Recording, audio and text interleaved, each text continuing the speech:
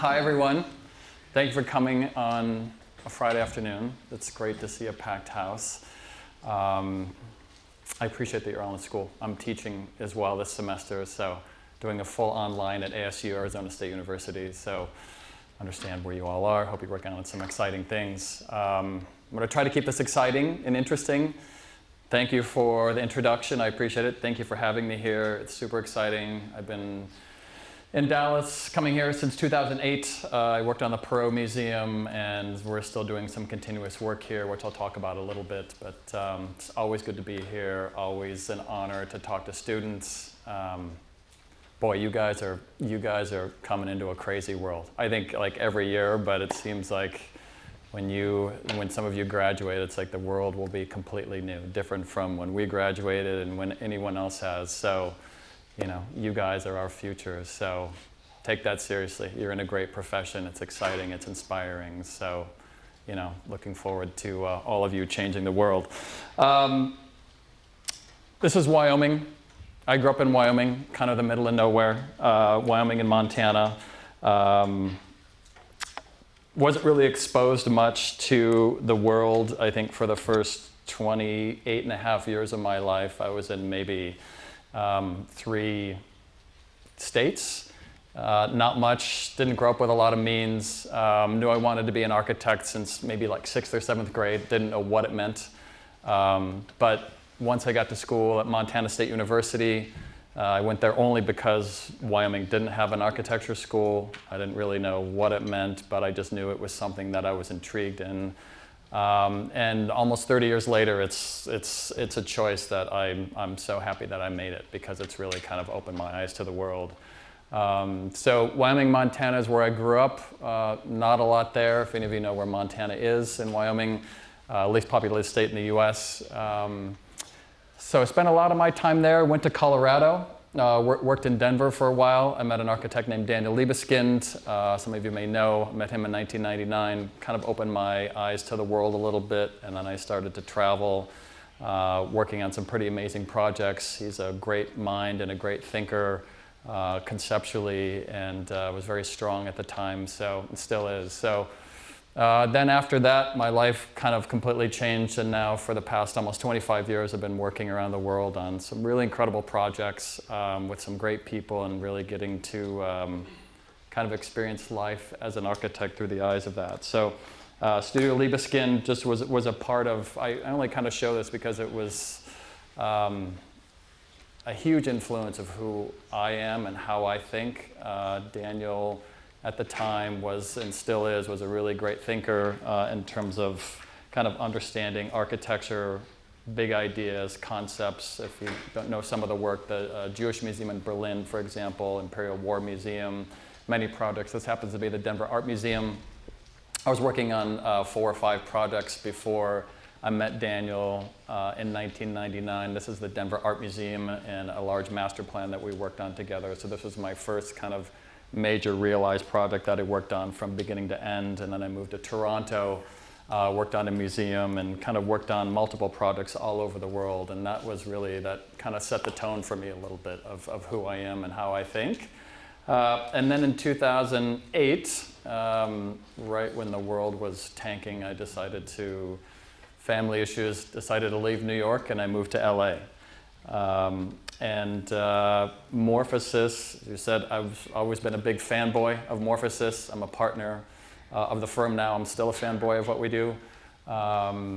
And I think the reason why is that there's always been a rigor in the approach, in the process, in the design, in the thinking, the research, the academia, everything. It's a very kind of comprehensive office, the way that we think, the way that we design. Everything feeds into everything. And you bring up the idea of specificity, and I would say even craft. And the way that I think we think a little bit differently is that every project we start out with, and I think most architects say this in general, but everything that we do is very much tied to a sense of place. How can you understand what that sense of place is? And so that's a lot of how we approach that. And we're not only designers, we're also builders as well. So we understand how to build, and we understand how to detail things. So Tom Bain, very lauded architect. He won the Pritzker Prize in 2005. At that point, when he had won that, we hadn't done any real major projects. There was a lot of institutional, educational work, no museums, no high-rises, no like crazy cool stuff, but just really kind of solid work. And at that time, he was celebrated for that. And in the 1970s, Tom started Morphosis in 1972, and he started SCI-Arc. I don't know if you've heard of SCI-Arc, the Southern California Institute of Architecture at the time, and has gone on to kind of be celebrated quite a bit. And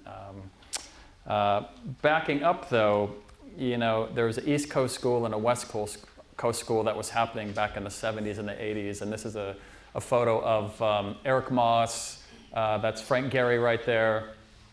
Tom is right behind him, Coy Howard, Craig Hodgetts, and a few others. And so there was this kind of East Coast, West Coast school that was happening early on, where the West Coast was very much hands-on, doing very small work, experimenting with materials, with research.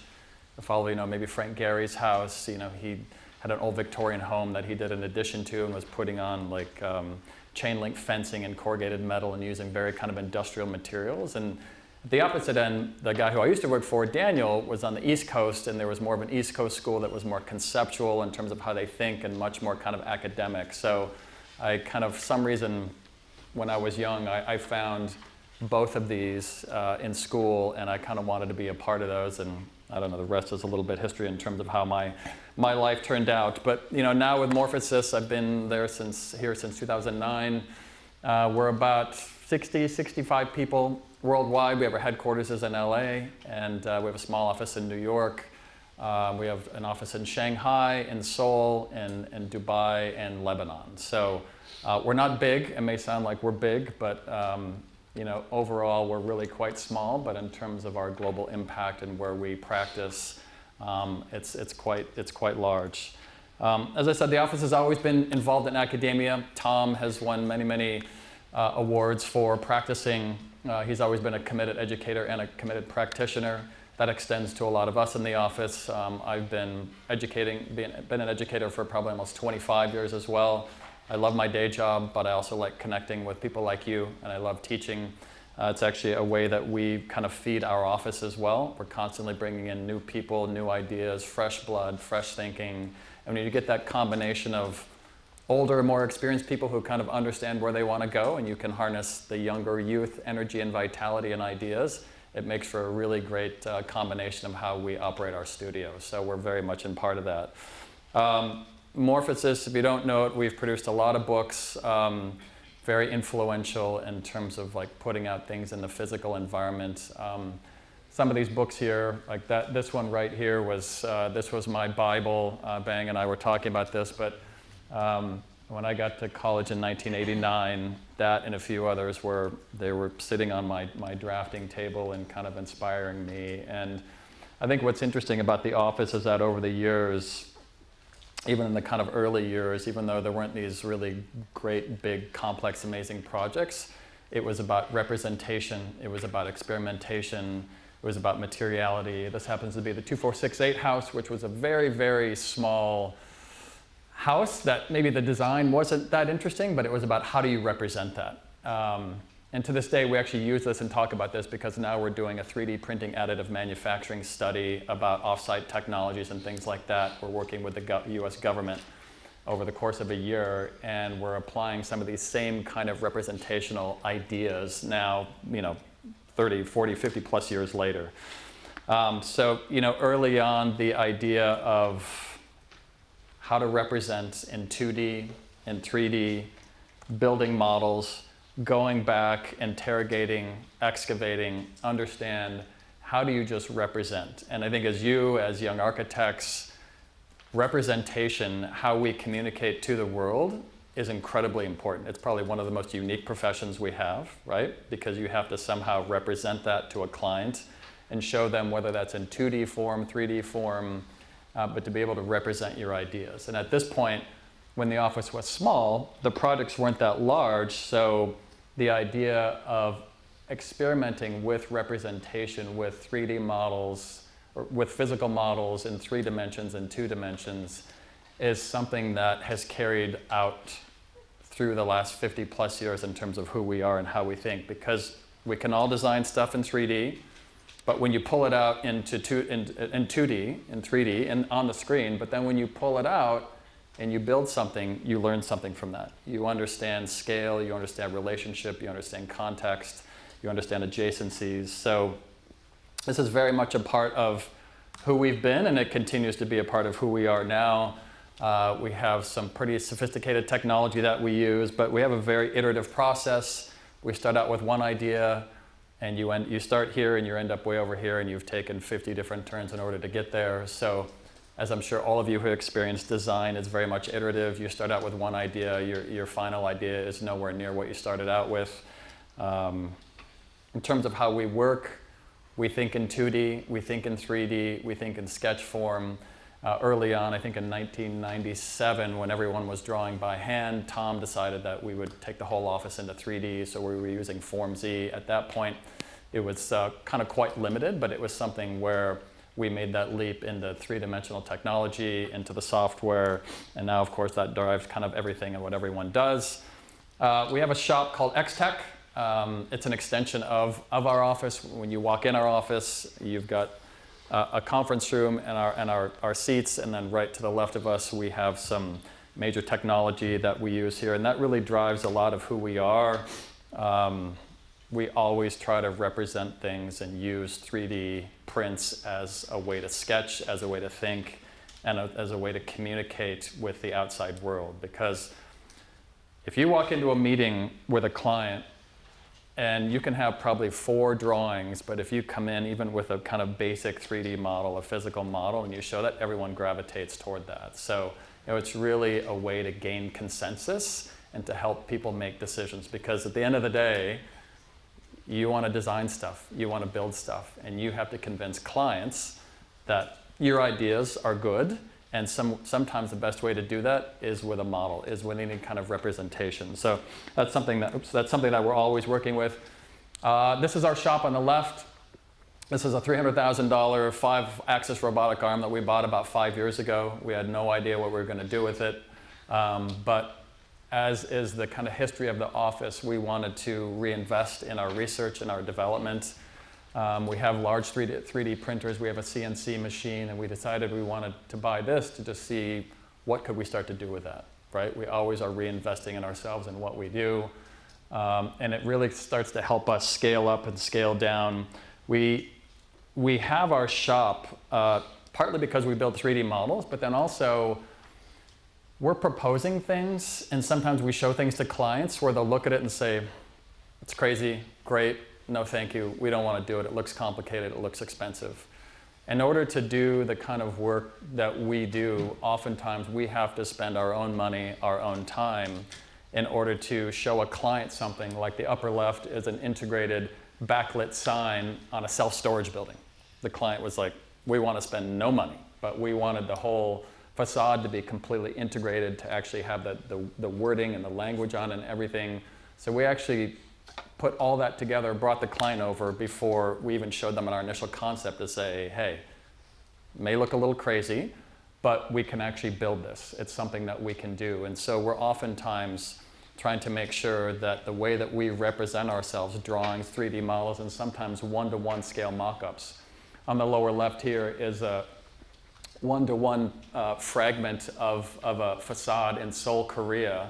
It's a monocoque structure that's completely hollow, and it's made out of some different polymers, and we actually built that one-on-one just to kind of show the client that we could do that. So we're constantly using our shop to fabricate ideas that we're researching. Sometimes we don't know what we're doing with it, sometimes it leads to something, sometimes it doesn't, but it's that constant kind of reinvesting in who we are, how we think, and how we can design and build and fabricate. Because some of the best work that we've done is working with people on the other side. Oftentimes, contractors, architects, fabricators, there's a tension.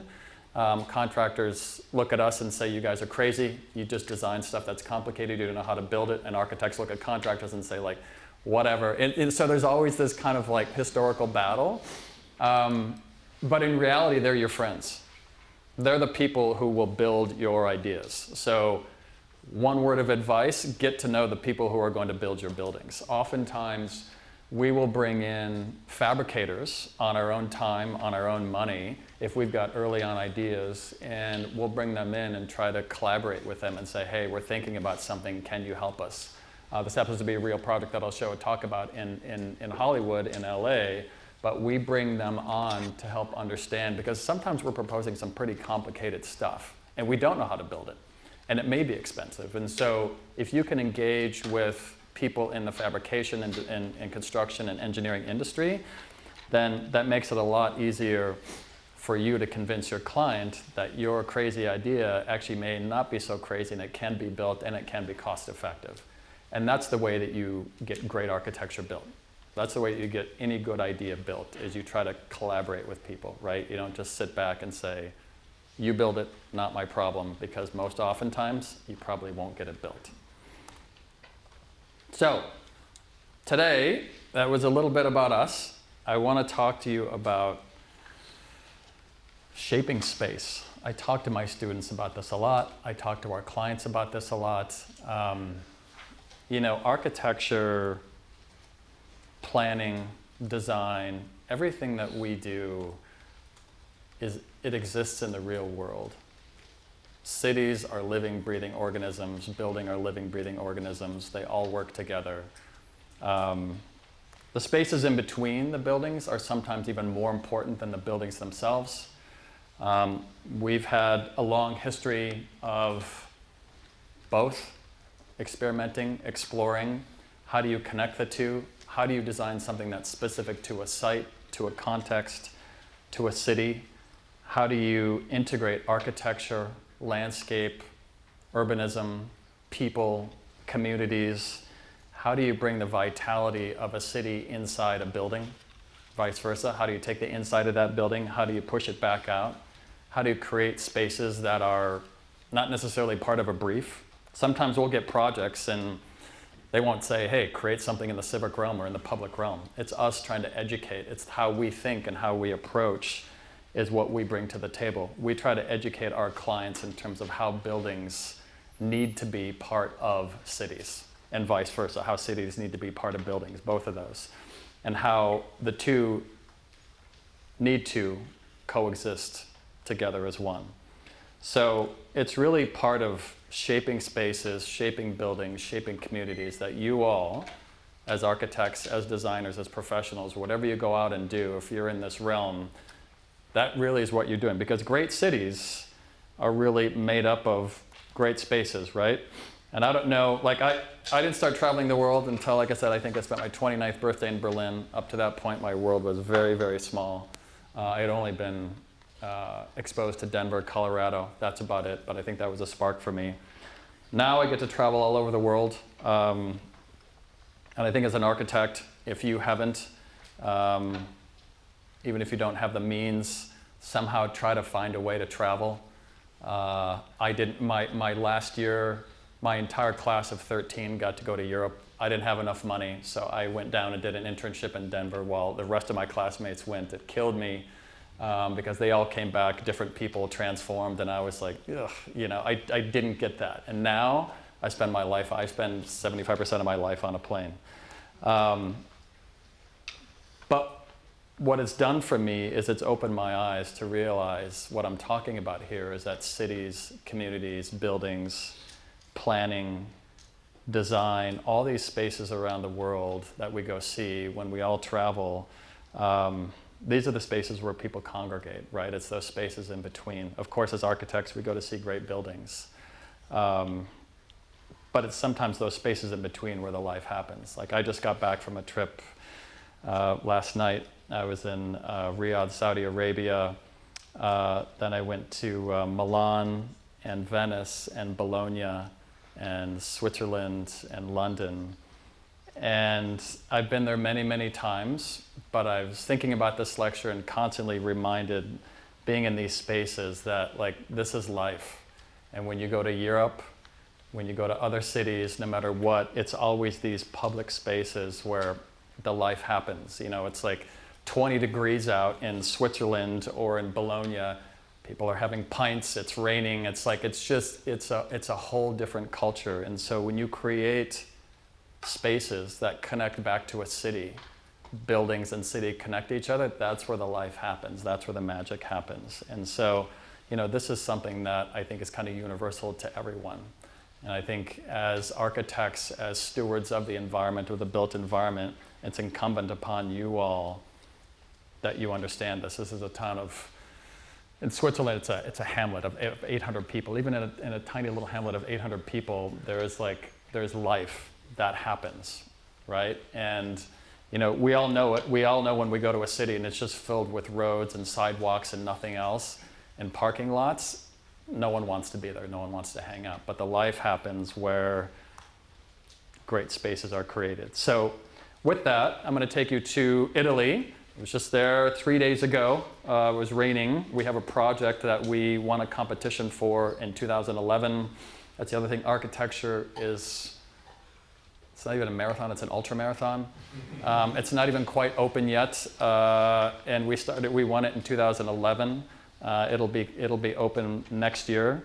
It was a competition, and it was for a brand new headquarters for 4,000 people for the largest oil and gas company in Italy. They have 80,000 people total globally.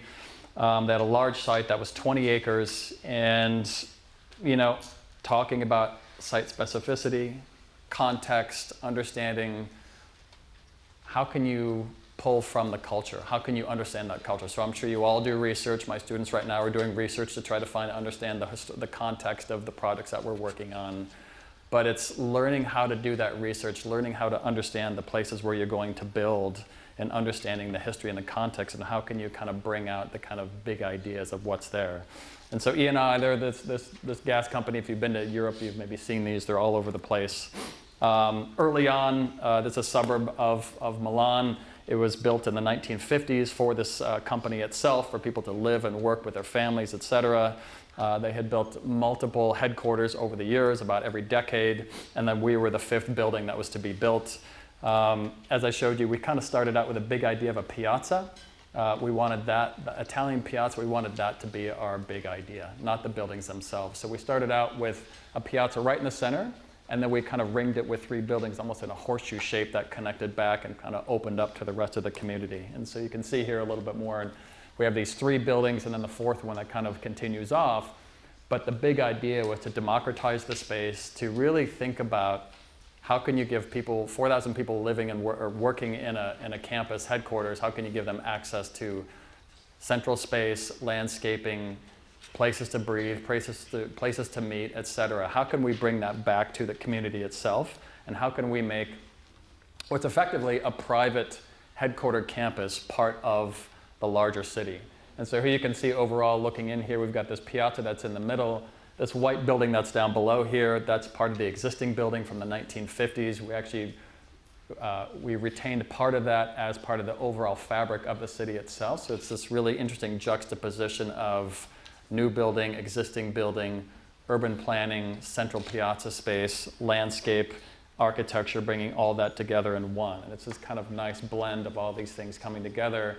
How are we activating this entire space? How are we pulling these people together with these very kind of functional buildings, very simple layouts, very simple kind of understanding in terms of sections, very efficient in terms of how we're laying things out as well, because it's all office spaces.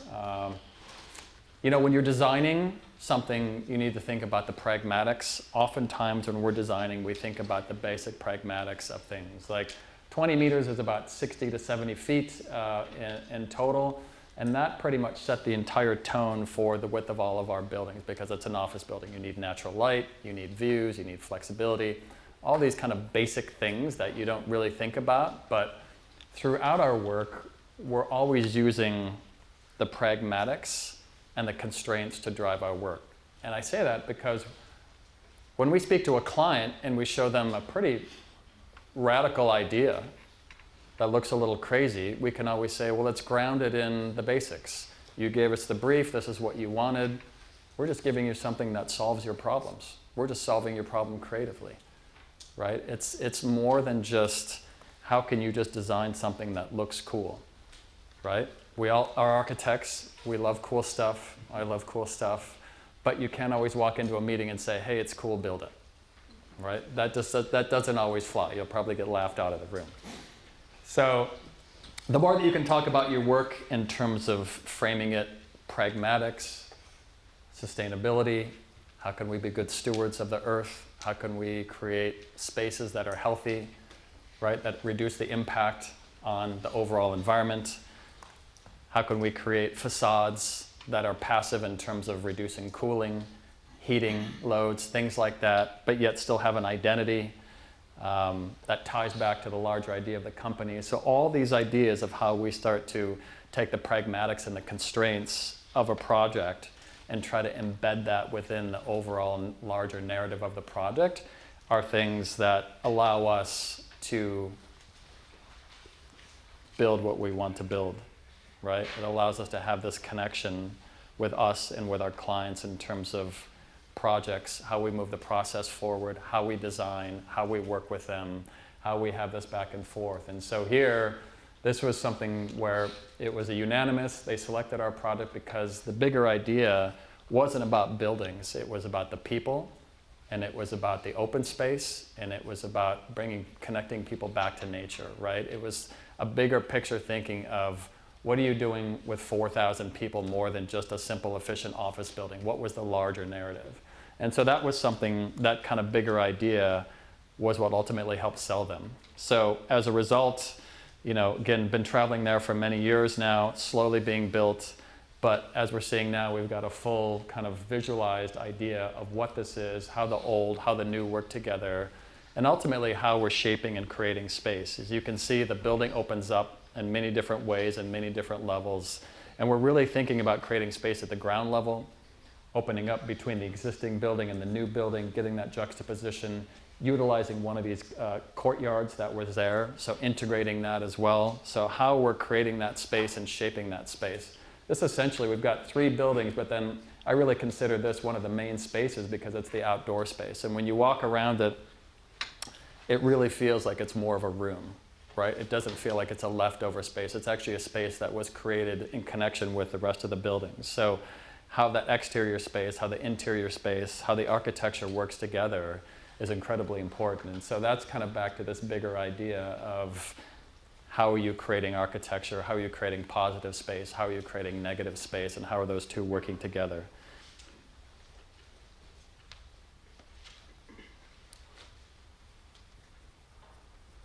And this was me running around on a very, very wet, rainy day trying to get some photos when everyone else was trying to stay in. But these kind of larger ideas of connecting public space, private space, even down to craft. And you start to see here we've got perforated stainless steel, a secondary facade, how that's not only creating a kind of high performance design issue, it's cutting out solar gain, right? It's maximizing views, but yet it's creating an identity, and it's something that's handcrafted. It's something that feels like it's crafted by hand, that's constructed by hand. It's unique in terms of how it fits together, how it functions, how it represents the identity of oil and gas, which is essentially this large company, E&I, right? So how are we embedding all these things together, and how are we getting what we want as well? How are we creating something that has a certain level of craft and constructability and fabrication to it that feels like it's something that's honest and has some integrity to it, but yet also kind of represents a larger vision of what the client's interested in as well. That connection between interior, exterior, and how all these spaces start to work together, and ultimately getting that layering. So now I'm going to take you to Los Angeles. I don't know if many of you have been to Los Angeles or not. We just had some horrific fires there. Not great. Over 12,000 structures were burned, and about 24 people died, and lots of major devastation. Despite that, it's an incredible city to live in. It's an incredible culture. It's a great mixture of culture, people, nature, art, everything coming together, design. There's a great history of great architecture there. If all of you haven't been, it'd be a great road trip. It's unique. We've got Sunset Strip, we've got the Hollywood sign, we've got the ocean, we've got everything in between. And so Emerson College is a film and TV school that's based out of Boston. They have been operating in LA for quite a long time, so because it's film and TV, it's always acted as their satellite, and they were working out of many different buildings for a long time. They came to us and said, we want to build a campus, and that campus needs to have dormitories for students, it needs to have teaching classrooms, it needs to have parking.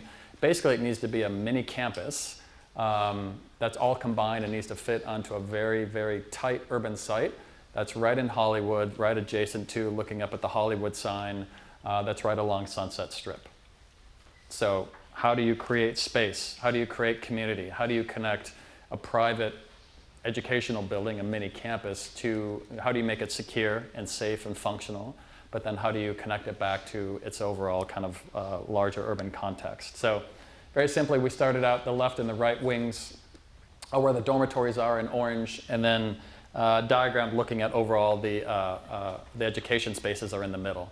Really simple diagram. It took us about 30 tries in order to get to this, looking at different ideas, but it became very functional in terms of how we laid it out. So we kind of started with a diagram first. That's what drove it, first and foremost, but then having this kind of clear separation between public and private, and how we're connecting back. So these are some of the classrooms that are jutting out and looking right over. They're looking straight. Right behind this is where the Hollywood sign is.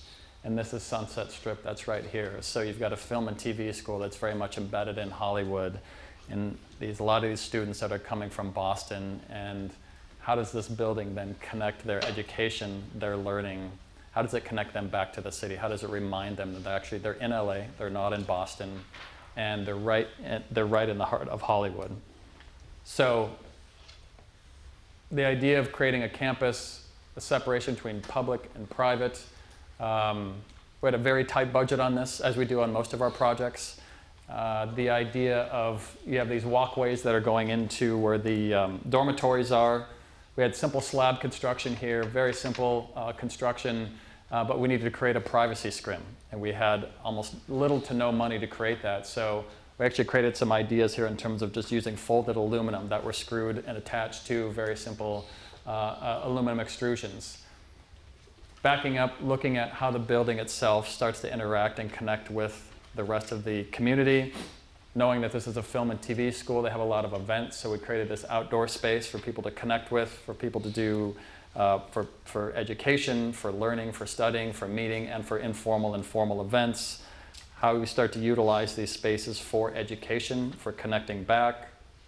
It's hard to see here. This is a little bit of a serendipitous moment.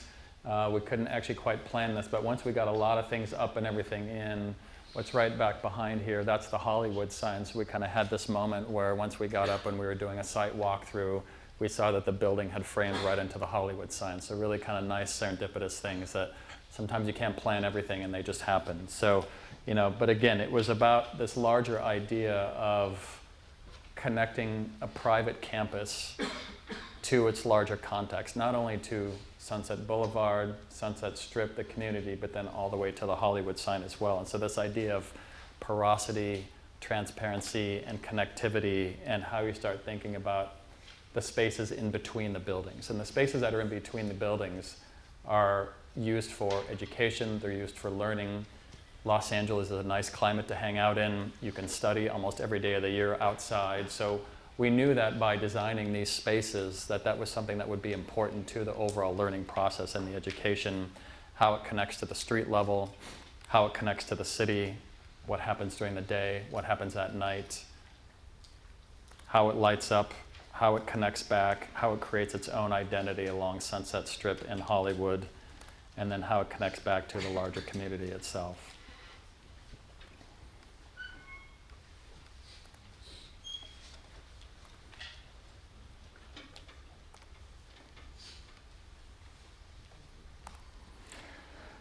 Now I'm going to take you to Monaco. This is an unrealized project, but I wanted to put this in here because it's a little bit of a unique project. We were asked to be on a competition 2 years ago. So this is where the site is, little white circle. If you know where France, Monaco is, this was kind of right at the edge here. Right at the boundary here, our project was essentially a gateway right at the edge. We started, of course, looking at Monaco. We traveled there, understood what the context was, what is the character, really unique, beautiful city, right on the water, colorful, beautiful, daytime, nighttime, really wealthy community that's there, but also working class people as well. The project itself was really interesting because this is what happens when people drive in from France. They see what would be this building. So this is essentially a waste to power generation plant. So they came to us and said, hey, we've already worked with an architect to design all the guts and all the stuff and the equipment to make this work. They were essentially, it's going to take all the recycling from all of Monaco, they're a very small country, and turn it into power. They said, we've already designed all the equipment, everything. It's going to be roughly a 10-story building, and this is everything that's inside of it, and we're just going to turn it vertically because we don't have space. So some of these exist in Europe, not too many. So essentially, the competition was, how do you kind of skin some industrial process that essentially is taking, waste and recycling and turning that into power? So really interesting in terms of how you're doing that. But it was just kind of a skin of a building, and that's it. Very tight site, not a lot of room to play, but they left it open to how we would interpret the building itself. They wanted it to connect back to the city somehow. They didn't really know what that was. They were leaving it up to us. So one of the things was, how could we take the process of production, waste, recycling, and how could we actually turn that into an educational component? How could we connect this back to the city and actually make it something that was kind of an urban icon, something that really became more than just a simple infrastructural project, right? How could we create a gateway? How could we create something that connects back to the community, that's sensitive to the context, that's site-specific, that's culturally specific, but something that also is highly functional. So this is it in section. Everything that's in yellow and blue was completely designed. Everything on the perimeter, about 3 meters, which is about 10 or 12 feet on the outside, that's all we had to deal with, or all we could deal with. So we came up with this idea of education pods or learning pods, of how we could start to take what's on the inside and expose that and turn it to the outside. How could we take that and connect that back to the community? So by using scalpels and X-Acto knives, very kind of fine-tunedly, how could we start to work within these tight little confines of everything else that, again, everything else that was in orange and blue was already given to us. So we didn't have a lot to work with. So we started thinking about creating a journey. We had a little bit of space around here. Everything that says office process, that's already all designed. So we started thinking about how we could create a journey that people could go to the top, kind of like the Guggenheim Museum in New York, and work their way down, having views where sometimes you're looking out into the city, and then other times you're looking inside into the process. So like literally taking the idea of that and turning it inside out, and how can we connect that? So these idea of these education pods, these learning pods, having this kind of spiraling journey that takes you all the way down the building, and the building that's essentially this kind of living, breathing manifestation of what's happening on the inside, taking the idea of all the transference of the heat and the humidity, and producing a garden, for example, on top, and producing food. So this really kind of educational journey and these pods that I'm talking about, and how those could start to create this connection back to the city. So even though we're in a high-rise building in Monaco, you're not really connected to the city physically, you still have these views that are connecting you out, and that kind of transparency of opening the building up so you can start to understand what's happening in and vice versa. So by using these kind of basic ideas of connection allowed us to really start to design the building itself, to try to use these kind of internal processes, even coming up with ideas that were more functional and flexible for artists to come in, different components to come in, to try to really bring the building to life as part of that community, and taking that all the way to the top. The building, when they gave it to us, just had a simple smokestacks.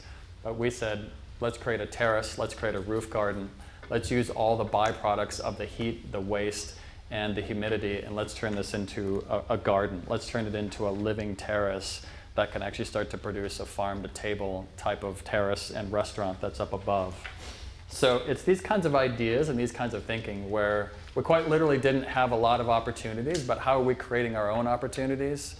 How are we embedding that as a narrative? And then how are we starting to really sell that back to the client itself, right?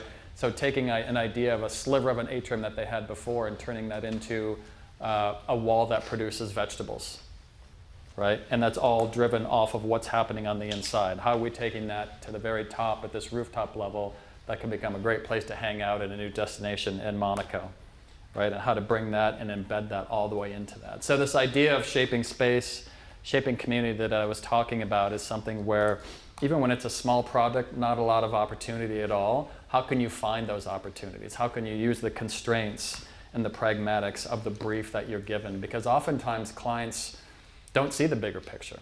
They don't always know what they want or maybe what they need, right? So sometimes we're bringing things back to the client and saying, we've assessed it, we've analyzed this, and we think this is what you need, right? And that's the kind of power of the creativity and the thinking that we bring, and that as architects and designers, it's your responsibility to understand how to do that, right? How to elevate the kind of everyday level and bring that to something that's much more interesting. Now I'm going to take you to Riyadh, Saudi Arabia. I was just there a few weeks ago looking at mock-ups. This is a United States embassy. We've been working with the government, so we're designing a U.S. embassy in Beirut, Lebanon right now. That started in 2013 and still not done. The ultra-marathon aspect of it. This started about 4 years ago and will be done in about 3 years. Saudi Arabia is an interesting culture. It's an interesting country. It's a culture that's evolving very, very quickly, but something where it took us a lot of understanding and visiting there to understand how we could design a United States embassy for the U.S. It's 27 acres. It's 700,000 square feet. Essentially a small city. And the challenge with an embassy is, especially when it's a campus, is how do you bring the best of American values? Because it's something that represents the U.S. It represents our country.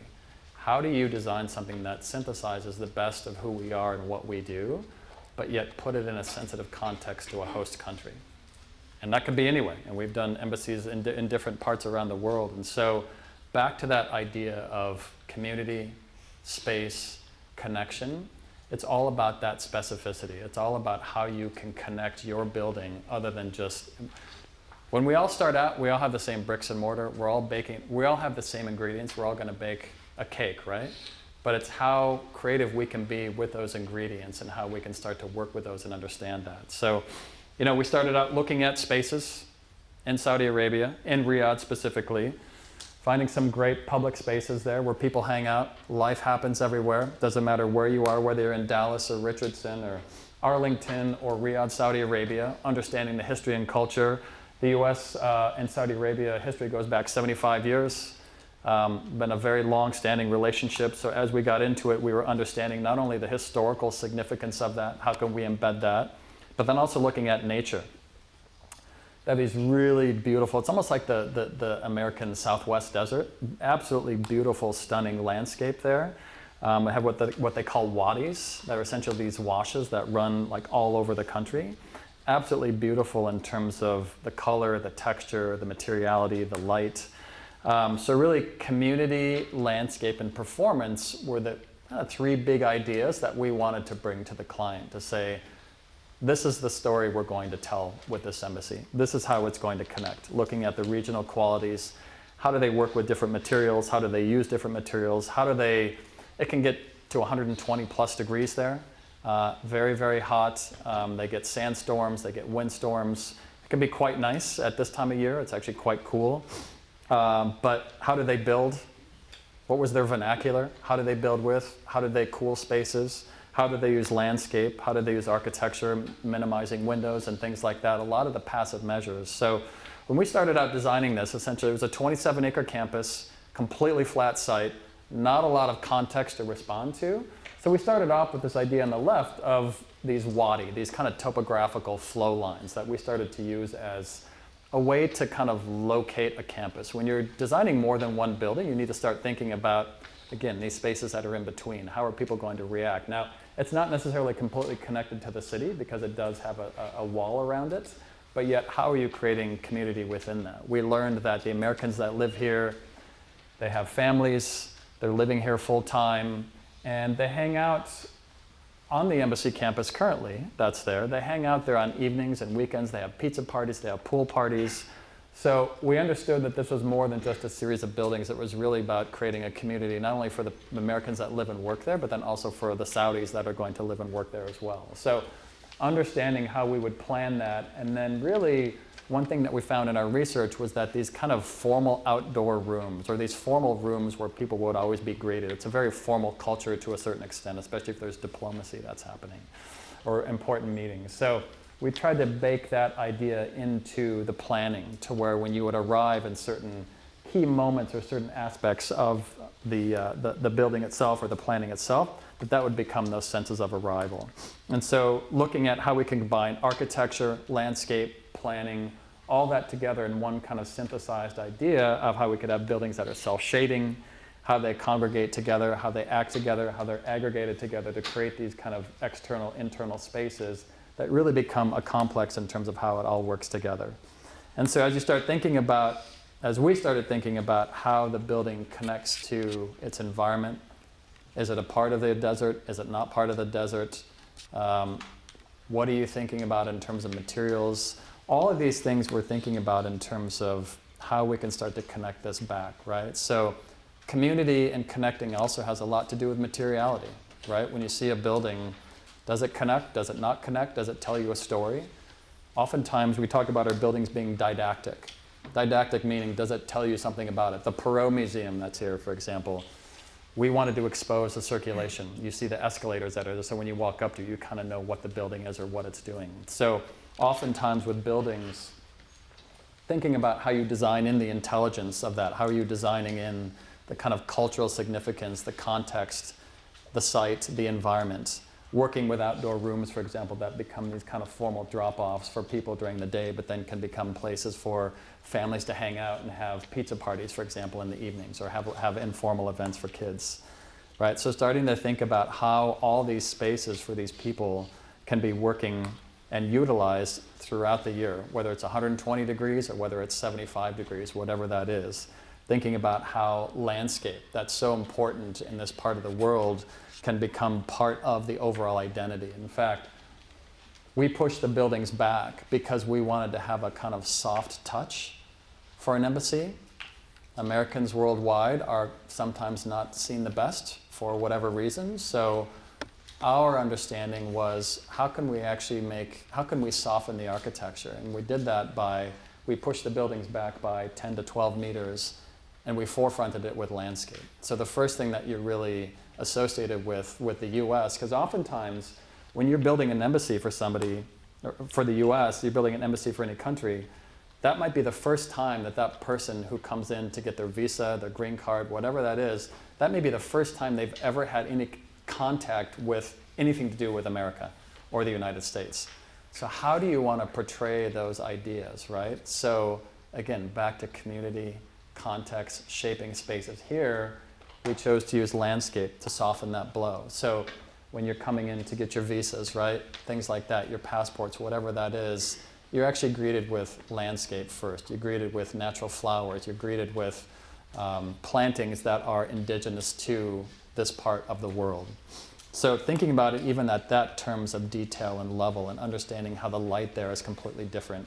How can we start to use flooring and materials that are actually from part of that part of the country or that part of the world, right? Can we be importing in certain things from different parts? Absolutely. But a portion of that is, how can we do that? With the Perot Museum we did here, for example, using precast from Hillsborough, for example, and using a lot of like cast in place concrete. So it's these types of decisions that we make with materials, with building materials, with landscaping, using water, using all these passive measures, and how can you really start to connect that? So it's something that no matter where you're building and how you're building, thinking about all these things and how they're tying together. I'll probably end on this. This is University of Texas at Dallas. There's a few projects happening here. So this is in Richardson.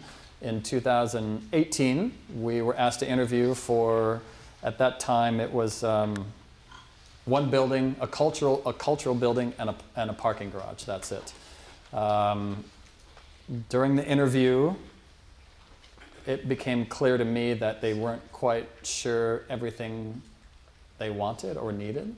So I proposed to them, I said, whoever you select, you should probably think about backing up and doing a master plan. Backing up and thinking about exactly what it is you want. And so the next morning we got a call and said, hey, you're selected. Great, fantastic. So instead of designing just one building off the start, they said, look, let's back up, take your suggestion. And so we started really looking at, first and foremost, Richardson, the community, and then the campus itself and how the campus has evolved. So essentially it started as a feeder school for Texas Instruments. I don't know if you ever know Texas Instruments, calculators. Kind of an old school thing. So that's how it started out. The campus now, it's evolved quite a bit over time now. I forget what the 45 to 50,000 is a student body there, but a really great campus. It's evolving over time. There's great leadership that's there. They're really committed to STEM, science, technology, engineering, and math. But with this project over time, they decided that they wanted to make it a STEAM school, science, technology, art, and humanities, and engineering and math. So this was really their initial commitment to connecting to the arts. So when they gave us the site, it's located at essentially kind of the southern portion of the southern entry of it. There's a main roadway that comes up. It's right on the edge next to a community. It's 2 surface parking lots that are there. Really not a lot of context, not a lot of buildings to the south or to the west or to the east. It's really everything that's happening to the north. But what we realized is that we were kind of at a gateway, but then also our site didn't have a front, it didn't have a back, it was really connected on all sides. And that's a lot of times how we think about sites, is it's not just 4 walls and a roof, right? It's how can the building connect once again. So it's these early stages of thinking. And one of the first, I actually brought a sketch of this to the interview and said, whatever you do, if you're designing 1 building, 2 buildings, whatever that is, you need to think about the spaces in between. You need to think about the importance of, because I had gone to the university and toured the campus the day before and realized that there was this really rich, vibrant community spaces that were there. The spaces in between, everything that I've been talking about today. And so the idea of having some kind of central heart, some kind of central cultural heart that could tie everything together, not only within that complex, but then also tie it back together and back to the rest of the community. So the idea of what I call these flow lines, and again, talking about the kind of constraints and the pragmatics of things and how can that start to influence how you design. This was an idea that very much started out about everything that I've been talking about tonight, is how the negative spaces influenced where we located the buildings, how we located the buildings, how we oriented the buildings, and then ultimately how the buildings would speak to each other. Because what it started with essentially was just, I said, a parking lot and a cultural building. Now it's 2 museums, a music building and a performance hall, a 1,200-car parking garage, and a large 3-acre events plaza. But it really all started from the idea of the negative. And how do you connect? We have all been on campuses before, right? Those spaces that are in between and how those buildings speak to each other is just as important as those buildings themselves, right? Especially if you're creating multiple buildings on a campus for education and for learning. We're constantly thinking about how can we create new ways, new spaces for education, for learning. How can we inspire people? Because you're all here, it's constantly evolving, it's something that's always new and fresh. And our belief is that the physical spaces, the spaces in between, can really be a part of that learning process. It can either hinder it or it can either help that. We believe that the architecture and the planning can really be a part of magnifying that as well. So what we ended up with, this is a kind of early on master plan idea of, this is the Crow Museum of Asian Art. That's the first building that opened up right there. The building that's right in the middle, that is under construction right now. That's a music building. We have a second museum that's at the very back. We have this big arts plaza that's right in the middle here, and then we have a 1,200-car parking garage. So the idea of like one building and a parking garage all of a sudden spawned into something completely different. And it's because we started working with them, listening to what they needed, understanding what their constraints and their pragmatics were, and turning that into something that was much more of a cultural destination, of a campus within a campus that really is their commitment to the arts. So early on, master plan, big idea, big vision, before we started designing really any buildings, but it was really influenced by the idea of an Athenaeum. And the idea of an Athenaeum actually came from the late Richard Bertel, who was, Athenaea really started from the Greeks. Essentially, it's about education, bringing people together where you have learning, you have music, you have poetry, you have events. It's essentially spaces where people used to come together early on to learn, to share ideas, and to share knowledge. So this really evolved into the sense of this idea of an Athenaeum that was really for learning and knowledge sharing. And so the understanding of how could we start to look at the scale, the relationships between building, between exterior spaces, and having spent a lot of time here in Dallas, I've lived through ice storms, hail. I lived here at one point during the building of the Perot Museum where we had, I think, over 100 days, or over 60 or 30 days, it was over 100 degrees. So understanding that this is a very extreme climate, and how could we start to design a building that can start to respond to that? So by lifting the building up, quite simple, not a new idea, making the second floor larger than the first floor by having these overhang spaces allows you to have these exterior spaces that are covered and open, but can still be connected to the exterior and interior, and creating these kind of indoor-outdoor transitional spaces. So these are some early images from the master plan of how we really were thinking about this connectivity, transparency, porosity, of how we could put education, art, music, learning, everything on display, right? Again, this idea of didactic buildings where when you look at them, you understand what's going on, not just kind of walled off solid buildings, but just simply using a lot of glass, right? So it's kind of a basic idea. But how can we start to reconnect everything, like rehearsal rooms, for example? How can we pull the curtains back so when you're in the building that's right back behind there, you're looking at maybe some art on a wall, you look over and you see the choral, you know, the chorus that's rehearsing, for example.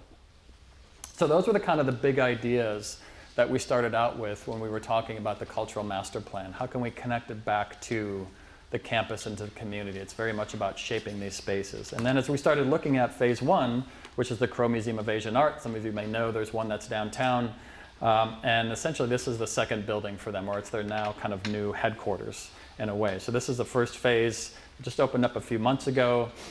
Very tight building, 55,000 square feet. We had a very, very tight budget. We still have yet to have an unlimited budget. I'm still waiting for that. So everything we do has to be tight. It has to be efficient in terms of layout. And we kind of sold it with the big idea of saying, ground floor is smaller, second floor is larger. We're going to create an additional 10,000 square feet of usable space for you. Not totally free, but kind of free. And they were like, oh, right. That makes sense. You could start to use this as a connection from the lobby. All museums, we know this from experience, is that all museums need to fundraise. They don't just get money randomly. Cultural institutions survive off of donations. So by saying all this covered space that's connected to the plaza and the events area, you can use that for art, and you could use that for an 800-seat sit-down dinner or different events, informal events, formal events, all tying back to the idea of that Athenaeum. And they loved it. And by taking that very kind of basic idea of, we understand that you're going to need money, you're going to fundraise over time, we're going to give you that space. We're not going to heat it or cool it, but we're going to create the building and kind of lift it up so it lifts over and it creates this very warm, welcoming space that can be used at all times throughout the year. So you can start to see how those two start to work together, the relationship between what's happening up above by putting all the galleries on the second floor, by kind of forcing people to come in to a smaller level, big lobby space, but then pulling people up to the next level. That starts to free up the ground floor to where you have these covered exterior spaces, right? And these kind of relationships between exterior, interior, building that's lifted up, what's happening in this exterior kind of atrium space that's pulling in, and then the overall kind of relationship itself of the building and how it's working with the different materiality and the relationships and the scale. And as I mentioned before, models throughout this entire process, we were constantly building large-scale models, smaller models, sectional models that would pull apart. And this wasn't just to kind of show them a final one, it was start to show them our ideas of how the building could work, how it could function. So we really find that by investing in the way that we represent our ideas, the way that we can sell our ideas and present those to a client are incredibly important. And I think that's something to kind of keep in mind as you go out, even whether you're working on your projects now or whether you go out as a professional, is that the kind of physical 3D representation of things are incredibly important in terms of how you can present your ideas to people, whether those are engineers and consultants you're working with or whether those are clients. No one knows your building as well as you. And the more that you can help them understand that, the better off, because not everyone has a degree in reading 2D black and white drawings, or no one can pick up Revit. Not some 55-year-old can pick up Revit and just kind of get into the models. So the basics of representation, of showing a physical model, is something that's really helpful. And so getting into a little bit more about the craft and the constructability of things, precast was chosen for a number of reasons. Precast concrete for our facade. It's cheap, it's customizable, it's durable, and it's something that's long-lasting and it's easily maintainable. Because when you're working with an institution, whether it's the government or whether it's a university, you have to talk to the facilities people. You have to talk to the people who are going to operate it and manage it and say, hey, we're giving you something, we're giving you material that actually is long-lasting, it's easy to manage, it's easy to clean, and things like that. And so we were told, great, you can do that, but you've also got limitations. We don't have money for a full paneled facade that's custom. So we were told that we only had a limited amount of money to design within that kind of pattern. We wanted to pull some inspiration from a lot of the Asian art that we saw that were inside the Crow collection. We wanted to use that as a kind of loose inspiration. So originally we had an entirely customized facade. They said, no money for that, you have to cut 90% of it. They came back and said, you've got 3 panels to deal with, and you can only have 1, 2, 3, 4 different kind of module panels for that. So we set out by putting that back into our scripting. We use a lot of Rhino and CATIA as our plugins, and we kind of started to script an entire pattern that was used throughout the entire building. So working back and forth with our fabricators, with Gate Precast out of Hillsborough, we were really able to optimize the design in terms of how we were producing this, how we were looking at the different patterns. Oftentimes, like I said, when we're working with it, this is inside our shop, we took a piece of high-density foam. We were designing a pretty complicated facade, one that the precaster wasn't quite sure how they were going to build it or what they would do. So I had my team, we fabricated this, or we milled it, and then we actually took this down. This is a 4x4. We took this down to Hillsborough and said, here, pour on this, test with it, do whatever you need to do, but use this as your kind of basis. And that was a way for us to get to the next step, to get them to understand how they could start to utilize this. These are some images of working on the Perot Museum, for example, but this is within inside the shop, and the same kind of idea. Then they started to take our mold, they created a mold out of that themselves, and it becomes this really kind of beautiful back and forth dance of, like, you put the first idea out, then they start working with that, then all of a sudden they take over your idea, and you're like, great, go ahead. And if you're flexible enough in working with them and they start providing changes and tweaks and edits, then that gives them the confidence and the trust that you know how to work with them. And this is how you get buildings built, right? Then we start looking at different samples, we bring the client down, we start looking at different finishes and textures and colors, all these things that are really kind of engaging in terms of the process. And I talk a lot about kind of craft and who we are. And all of our buildings, we always want there to be a handcrafted feel to them. And here, for example, we originally wanted all the sides to be sandblasted, but they couldn't do it. They couldn't get these kind of chamfered edges that needed to be chamfered in order for them to pull the forms off. And then we realized, like, well, it's actually really cool the way that it is, so we left it that way. So there's a lot of happenstance that happens along the way. If you can be flexible and open with somebody else taking over your idea to build it, and kind of just step back and let it go a little bit, sometimes you're surprised at what you get. And so they took it over, they started working with it, and so the end result essentially was this really beautiful combination of design, engineering, craft, materiality, this kind of process of working back and forth between client, contractor, fabrication, design team, into essentially what is a now built museum that houses people, art, events, whatever that is, it's now a living, breathing building. And I have to say, every building we do, I was at the opening for probably here about a week, and it's really incredible once you get done with a building, the satisfaction of just stepping back and watching people start to use the building, listening to the conversations, seeing how they react to it, see how they talk about it, see how the spaces are used during the day, at night, during events, when it's closed, when the lights are on, when the lights are off. It's a real opportunity, and it's a real pleasure to be able to start to design buildings no matter where you are. And when you can make those decisions, and you make thousands of decisions with your client, with your engineers, with your team, when everything comes together and it really starts to kind of gel, then there's really nothing more satisfactory than that relationship between design and construction and realization.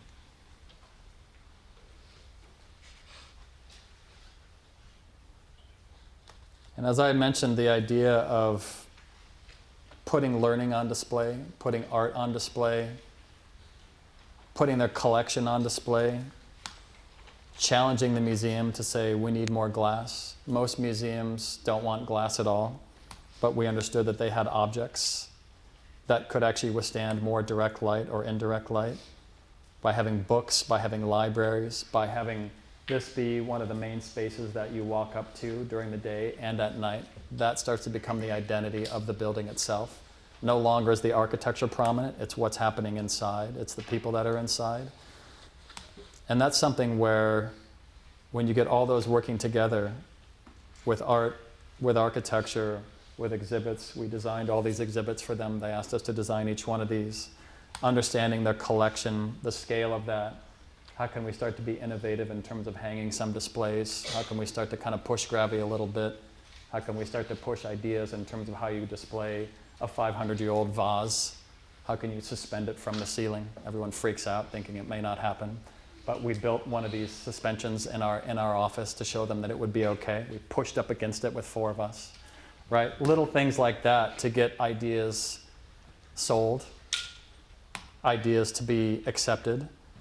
Different things like that ultimately becomes, I think, what we're all doing, and why we're all here is that process of who we are and what we're doing and how shaping the space, shaping the community, shaping the environment that we all experience at the end is something that, as architects, as you all, that's your challenge, not only as students, but when you go out into the profession, to make sure that you keep these ideas in mind, that you're designing more than just 4 walls and a roof, that you're designing spaces that will be used throughout for people in a community, no matter what that is, no matter where that is. But keeping that idea of empathy in mind, designing with empathy and people and spaces and communities is probably the most important. So I leave you with that. Thank you very much. I appreciate your time. Hope it was inspirational.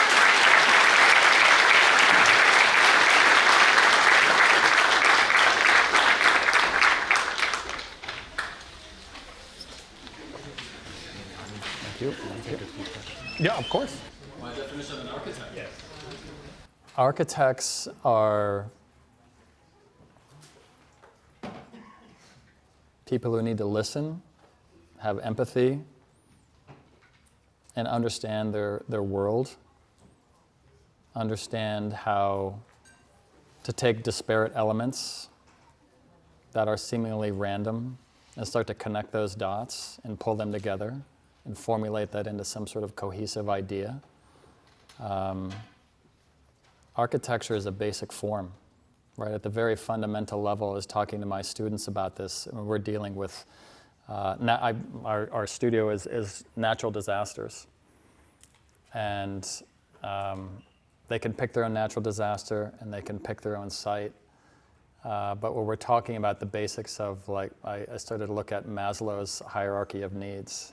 And it's a pyramid, and at the very base of the pyramid is just shelter, food, water, and at the top of the pyramid is where people can actually self-actualize. But if you don't have those basics of shelter, water, food, then you can't exist. So at a very basic level of what we do, we provide those basic needs for people, right? So 4 walls and a roof, yeah, you want to keep the elements out, you want to keep it cool, you want to keep it hot, you want basic spaces for people to congregate, but how can we transcend that? How can the bricks and the mortar and everything that we have, how can we transcend that into something that's part of a community where life happens? So I think as architects, that's our challenge. It's art, it's engineering, it's science. It's the mother of all arts, right? Everything that we design has to exist in the real world. It doesn't hang on a wall. It has to stand up. It has to keep the rain out. It has to stand for 20, 30, 40, 50 years. So it's a complex profession. And it's something that 30 years in, I'm still learning what architecture is. So I'm not sure I can fully answer that, but it's something where the more you do it, the more you learn about it, the more you learn about people, the more you learn about yourself, and hopefully the more you learn to love it. So it's architecture and architects, it's a lifelong passion if you really allow yourself to just submit to it. So, yeah. Tough question. Yeah, sorry, you were next. Go ahead. I guess with your kind of approach to craft and technology, how would you say as students can we begin to leverage craft and technology to quote unquote prove our ideas when maybe the means we don't have the means to do so exactly? Yeah, really good question. You don't always need crazy technology like we have to prove your ideas. Oftentimes, when you're in school, it's just about going to that next level of how you represent your idea and how you research that idea, how you represent that idea, how that can be presented to yourself, to your jury, to your classmates, whoever that is. So you don't necessarily need crazy technology in order to do that. I think it's more about understanding the big idea, coming up with a big idea, and how you represent that. And I mean, I don't know if you guys have like access to 3D printing here and things like that. You don't always need that. Sometimes a simple model can do as well, right? Sometimes the way that you represent a simple idea in 3D form can be the best way to sell it. So, look, if you do have access to that, that's great. If you've got access to, parametric modeling, and if you really have that with, robotic arms and 3D printing, then yeah, absolutely, take advantage of that. Because partly it's exploration. I mean, we bought that $300,000+ robotic arm, and we didn't know what we were going to do with it. But we have a shop, we have a dedicated shop and a team who now, that thing runs 7 days a week, 18 hours a day.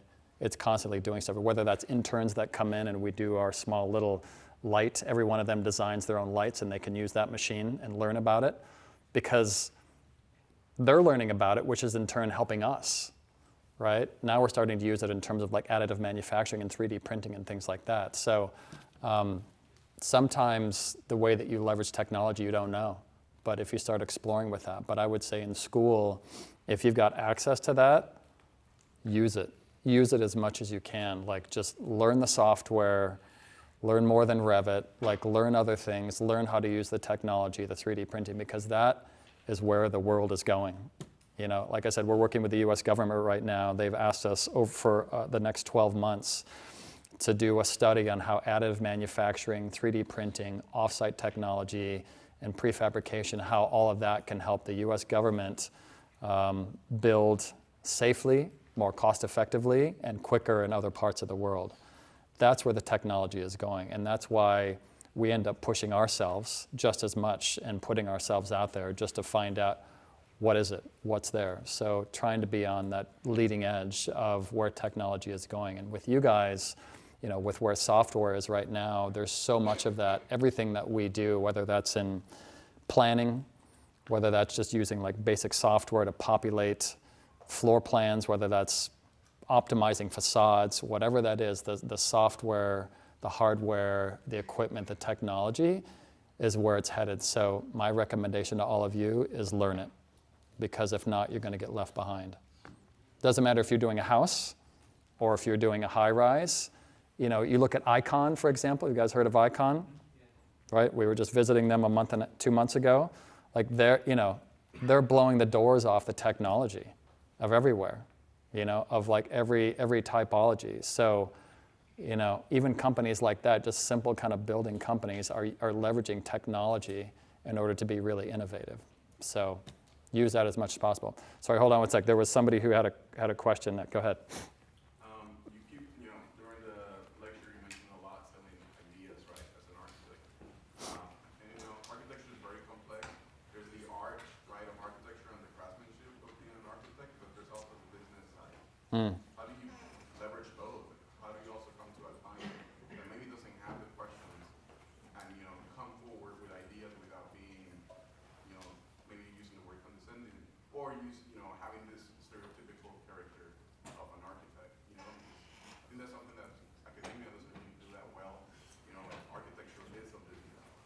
So how do you guys, Well, that's a great question, because I took a couple professional practice classes. I don't think I paid attention to any of it in school because I didn't care about it. But now that I'm a business owner, that's all I care about. I care about keeping 70 plus people, offices open and mouths fed, and people working on projects that we want to work on. I think about that every day with my 3 partners. That's all I think about.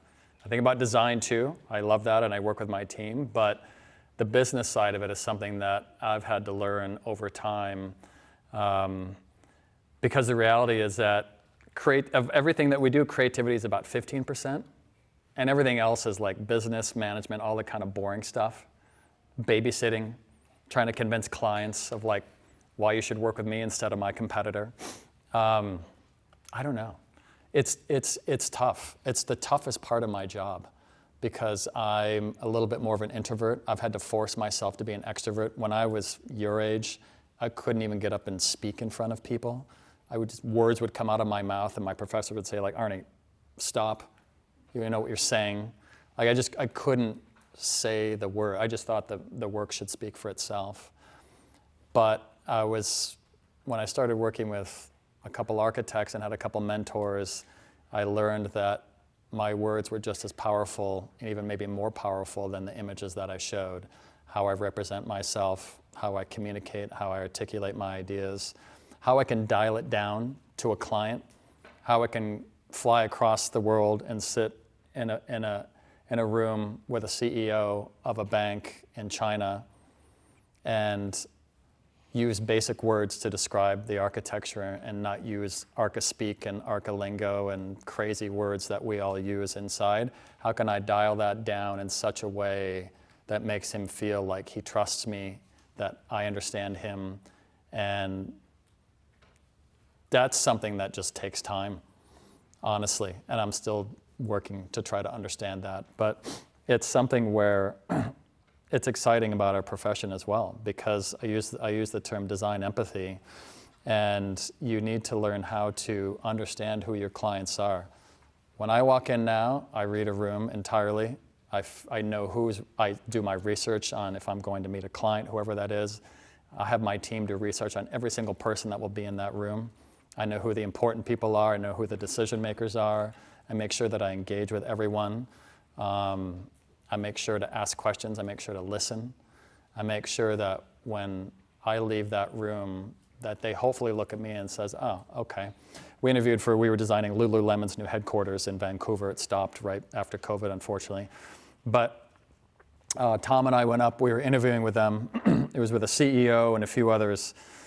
And you try to keep it conversational, you try to keep it light. You want to talk about your work and show that you're serious, but you also kind of want to keep it light, because it's like they're interviewing you and you're also interviewing them as well.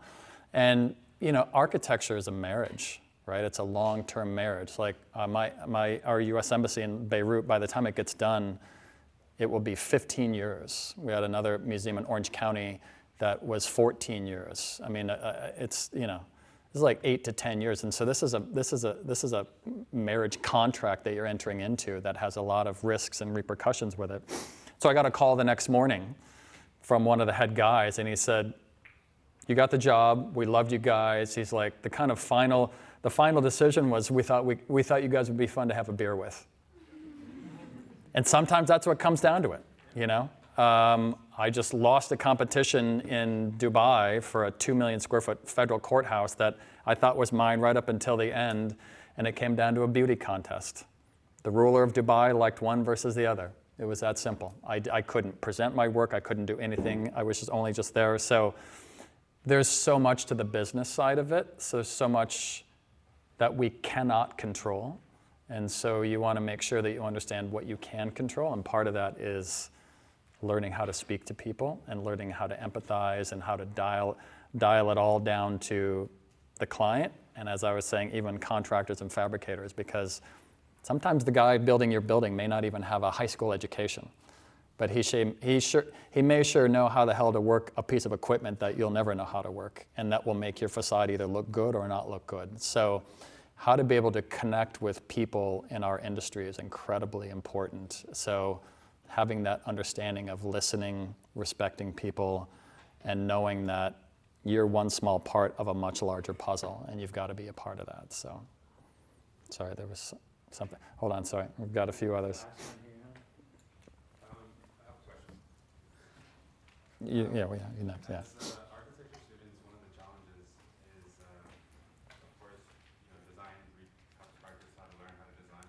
But the other challenge is how to get these designs out in time, for our deadline. And our deadline's a lot shorter than, a real project. And so. Not true. Not true. Yeah, but go ahead. Yeah. Knocking out these ideas and taking a look at work at SciArt and seeing how intricate they get. How could we develop these ideas? Apart from time management, of course, but develop these actual ideas where they reach that level of intricacy and with the time frame that we have. Also a good question. Time. It takes time.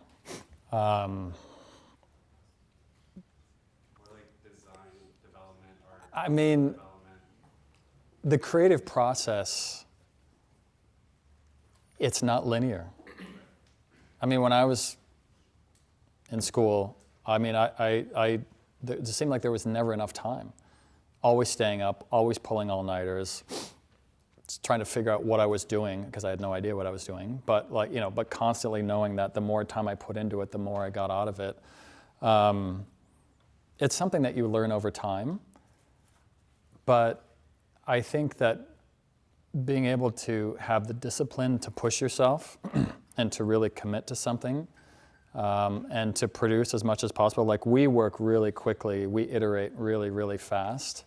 We come up with ideas really, really fast, and we kind of maybe know what we're doing. But I got like this courthouse in Dubai. It was 8 weeks total. The first phase was 2 weeks. I had to come up with 3 completely separate concepts for a 2 million square foot federal courthouse that was meant to be like the federal courthouse for all of Dubai. I had to come up with 3 separate concepts, come up with plans, sections, full renderings and diagrams, and ideas and narratives and engineering for all that in 2 weeks. It's insane. Me and my team did not sleep entirely, right? Then they, instead of choosing 1, they chose 2. So I had another 3 weeks to develop 2 more schemes and do renderings, do floor plans, work with our structural engineers, all of that. I have another competition in Dubai that's a 400-meter tower where I had a week and a half to come up with initial concept ideas. So the world, unfortunately, that you're walking into, time is not a luxury anymore.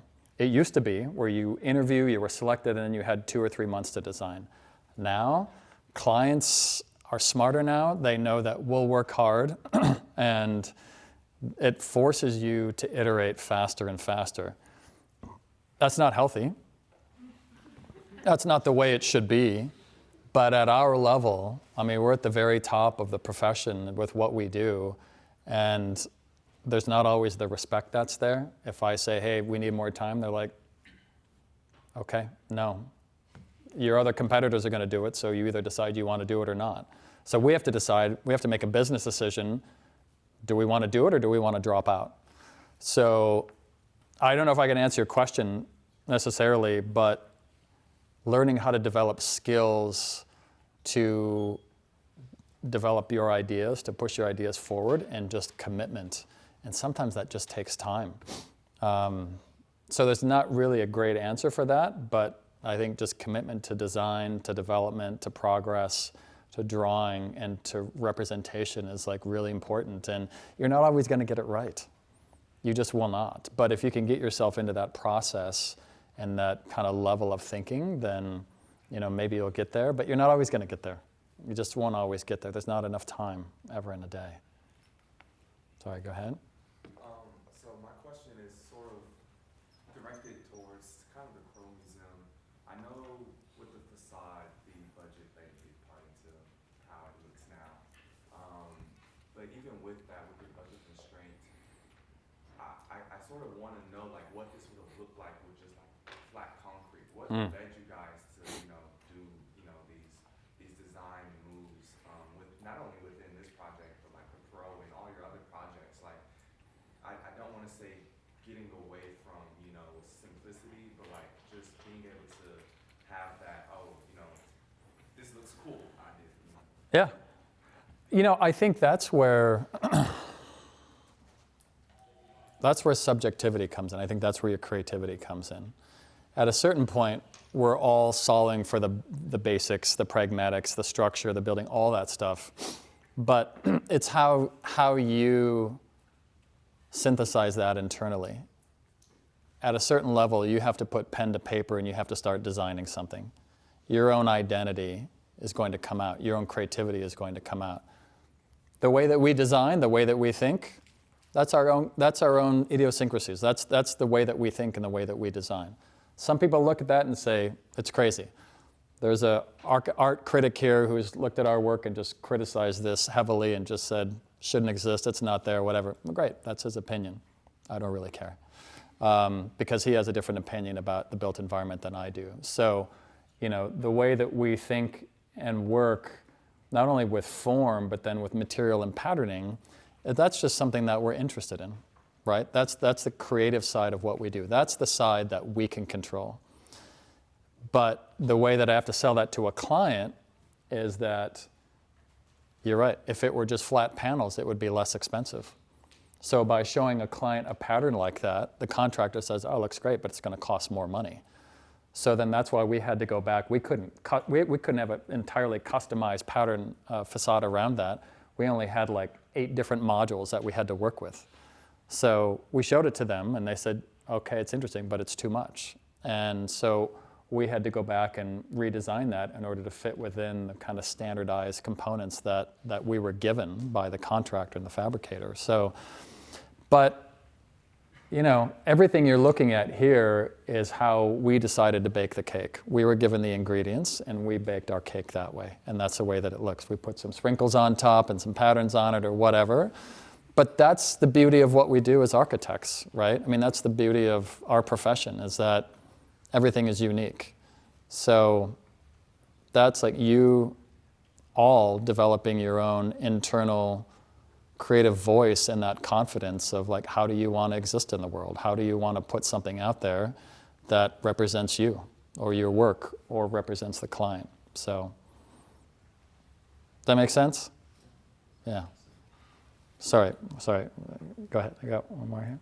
There's a sentence in one of the Morphosis books that really resonates with me. I'm not sure why, but I don't think I've fully digested it. So if I could read it to you and have you maybe give me your thoughts or explanation about it.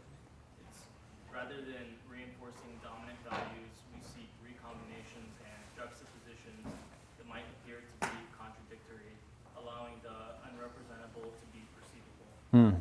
Yeah. Yeah. So basically what that means is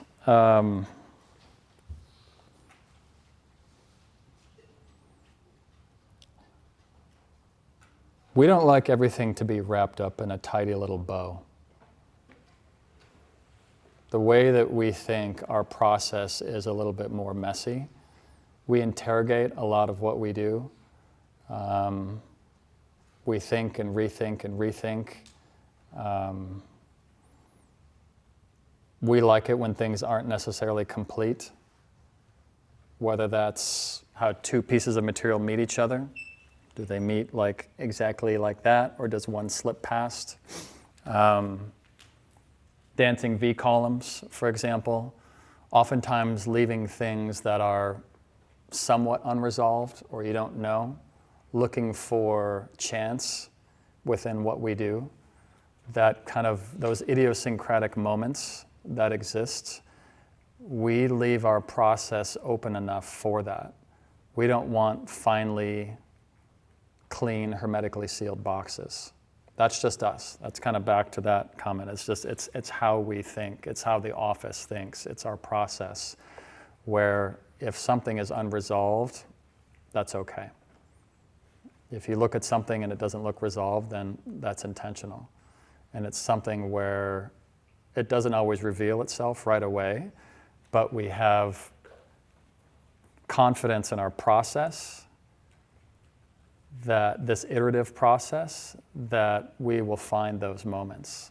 Like I showed the Emerson College, where when we got up during construction at the very top, and the scrim had been put on the dormitories, and that one curved piece came around, and literally right when you get up the stairs and we turned around, you see the Hollywood sign right there. That was one of those moments of just chance and of something where we just left it. We didn't resolve certain things. We didn't identify that, and that's what came out of it. So,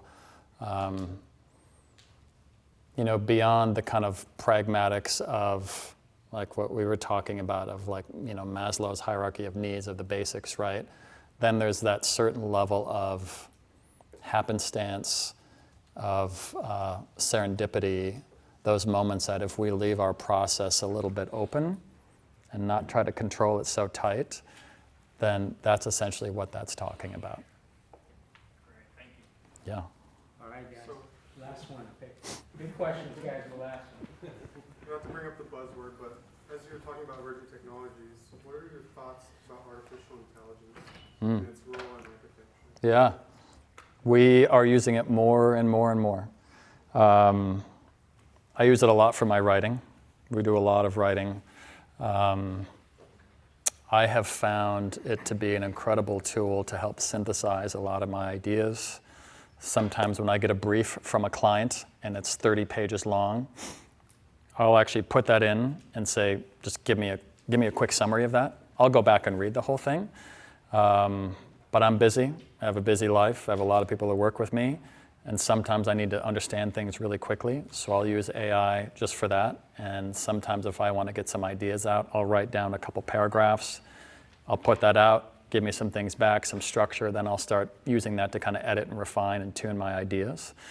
When we're drawing, for example, when we're doing competitions, so we'll use software and plugins that if we're doing a big 2 million square foot courthouse in Dubai, and we have to come up with 3 schemes in 2 weeks, and we want to be able to populate a floor plan to show that it actually has some scale and things work, we have software that will actually go through and we give it the parameters and it will actually do layouts, different layouts of like certain sizes for desks and circulation and things like that. We also are using AI as image inspirations, for example, in competitions, these 2 in Dubai that I'm working on. We didn't have time in the first week to have anything more than just a basic white model from Rhino. So one of our guys is really good at Midjourney. So we wanted to come up with some different kind of schemes, some kind of look and feel of things, interior. We were creating some interior civic spaces, and we just had a simple white model. We simply had 24 hours. So he just started putting those white models into Midjourney, warm scheme, cool scheme, stone, wood, landscape, whatever. And they produced some really interesting things. It was our geometry, but it started to overlay materials and give us a kind of like mood. And it's something that I presented to the client, and I said, look, time, we've got the basics, but I'm going to show you these images, and it's AI, and it's AI generated. And it, by no means is it a final idea, but it's our way of using the technology to help represent, because we just simply did not have enough time to represent 3 schemes in 15 different images. So it's something that we're using quite a bit to help just in terms of the speed of how we work, because, back to like, do we have enough time to design? Sometimes we do not. So AI is just another tool to help us get to where we want to go in that process. We're learning how to use it. We know how to ask the right questions. We know how to use the tools to get what we want. By no means do we ever put everything all in on that AI and just say, give us something and whatever. We always use it, and then we pull it back, we interrogate it, we look at it, we modify it, et cetera. But it's something that it's quickly becoming part of all of our daily lives. And just like we embraced 3D software in 1997, we're embracing it as well now, right? So we have people, we're bringing in younger people who understand it, understand how to work with it.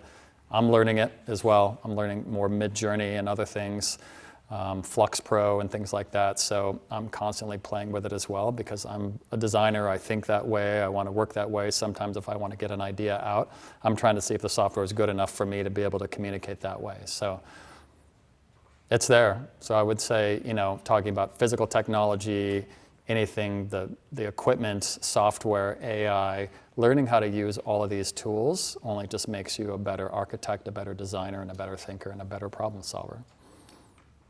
All right, on that note. Okay. Thank you, guys.